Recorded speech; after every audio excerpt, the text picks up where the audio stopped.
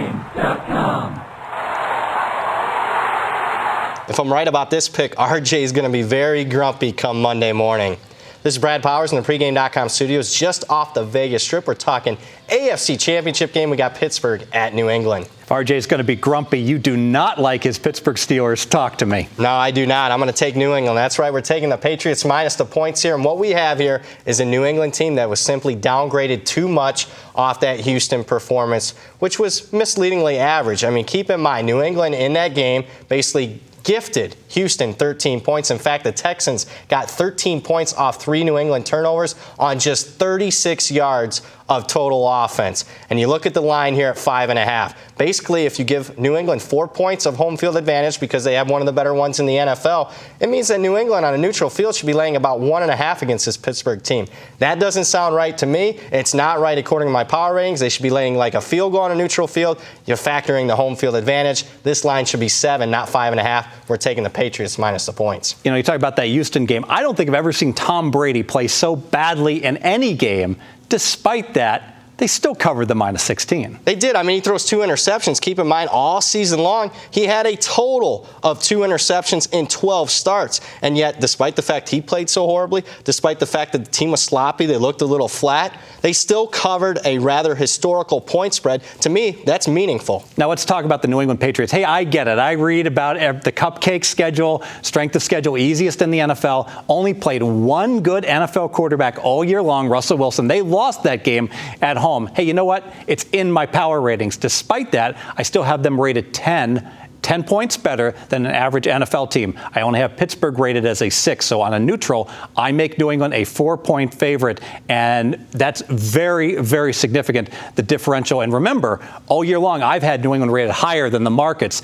And I've been right. 14-3 against the spread, baby. No question about it. Let's talk Pittsburgh as far as your power ratings. You and I both have a similar power rating for Pittsburgh, around 6 points better than an average team. But I don't think Pittsburgh's above average on the road. And let's talk about their quarterback, who I think's average on the road, Ben Roethlisberger. First, you look at his home-away splits. At home, he's great. One of the top quarterbacks in the NFL. Completion percentage, 71%, 20 touchdowns. 5 interceptions, quarterback rating of 117. On the road, he only completes 59% of his passes. You look at his touchdown-interception ratio, it's only 9-8, and his quarterback rating only 78, so he's average on the road. And let's talk about the guy he's throwing the ball to, Antonio Brown. What is he doing?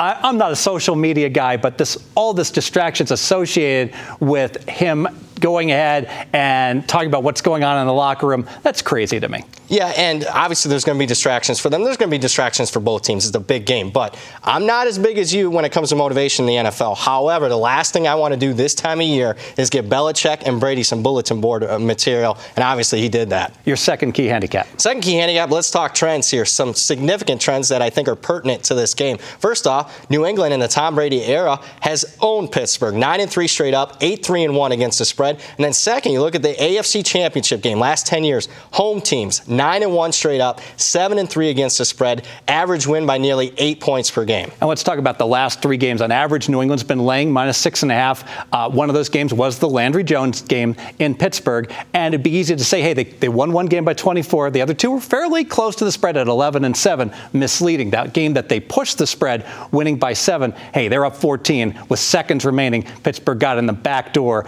in a game that had long since been decided. Yeah, and one final thing to close up the handicap here. Let's talk about New England, because they have struggled here recently in AFC Championship games, but they usually struggle against teams with elite defenses. You look at the New York Jets, the Denver Broncos, the Baltimore Ravens. Those type of teams all had elite defenses. They haven't struggled so much when they faced elite offenses. Pittsburgh's had an elite offense. They haven't struggled against the Steelers, and I think that's why New England's in better shape here. I think that's a great point. I can tell you, as a New England Patriot fan, it scares me whenever I play they play the Denver Broncos, a team with that great defense. I know the genius is going to go ahead and I don't care how good your offense is, he's going to hold you in check. My fear is always that Brady gets knocked around like the Giants did against him. That's how you beat New England. I don't think it's going to happen here. All right, let's make this one official. We're going to take New England minus the points here. Patriots have been downgraded too much from their performance against Houston. Keep in mind, had 3 turnovers in that game, set up Houston for 13 points on just 36 yards of offense. yet the Patriots still covered that game. Plus, we have some significant trends in New England's favor. They dominated Pittsburgh in the Tom Brady era, and AFC Championship home teams 9 out of the last 10 with an average win of 8 points per game. Add it all up, and RJ Bell is going to be pretty sad come Monday morning. More videos, pregame.com.